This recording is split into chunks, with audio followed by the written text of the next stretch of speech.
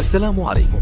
لا تنسوا الاعجاب بالفيديو والاشتراك في القناة تشجيعا لنا لنستمر بنشر المزيد إن شاء الله. موقف غريب جدا بعد مباراة النادي الأهلي وفي سموحة في الدوري المصري النهارده اللي انتهت بفوز الأهلي 2-0 من لاعب الدفاع يوسف أيمن. محدش فاهم هو عمل كده ليه. يا أهلا بيكم في خط النص وكل جديد عن النادي الأهلي والكرة المصرية والتحليل المتين للأحداث والأخبار الكروية. طبعا منساش ندعي لإخواتنا في فلسطين وسوريا ولبنان وكل بلد عربي وإسلامي إن ربنا يحفظهم ويحميهم. في المباراة بعد إمام عاشور أحرز الهدف الثاني الرائع من مراوغة جميلة لحارس مرمى سموحة واحتفاله بالبالونة البيضاء اللي قلبت السوشيال ميديا كلها والقنوات الفضائية وكل برامج الكورة. اللقطة بتاع إمام عاشور غطت على يوسف أيمن حافظ عمله بعد المباراة. يوسف أيمن الكاميرا صورته وهو بيخبط البوابة اللي بيمر منها اللعيبة، بوابة الرعاية اللي بتبقى قبل المباراة، بغضب.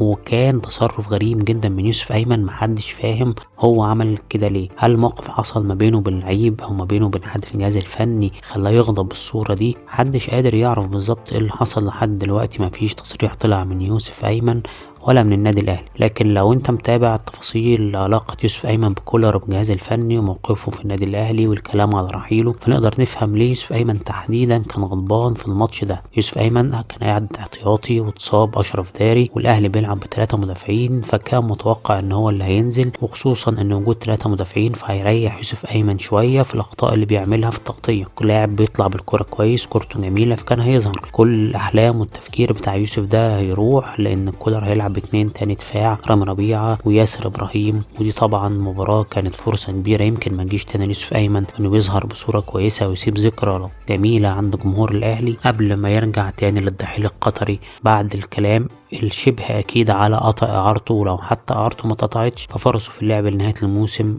تقريبا معدومة. احتمال يكون ده سبب غضب يوسف ايمن، لكن واضح ان اللعيب بيعيش حالة نفسية سيئة. ولولا اللقطة اللي عملها امام عاشور في الاحتفال بالبالونة خلال المباراة الاهلي وسموحة، كان لقطة يوسف ايمن دي كانت هي هتبقى الترند والكل كان هيتكلم عليها. لا تنسوا الاعجاب بالفيديو والاشتراك في القناة تشجيعا لنا لنستمر بنشر المزيد إن شاء الله.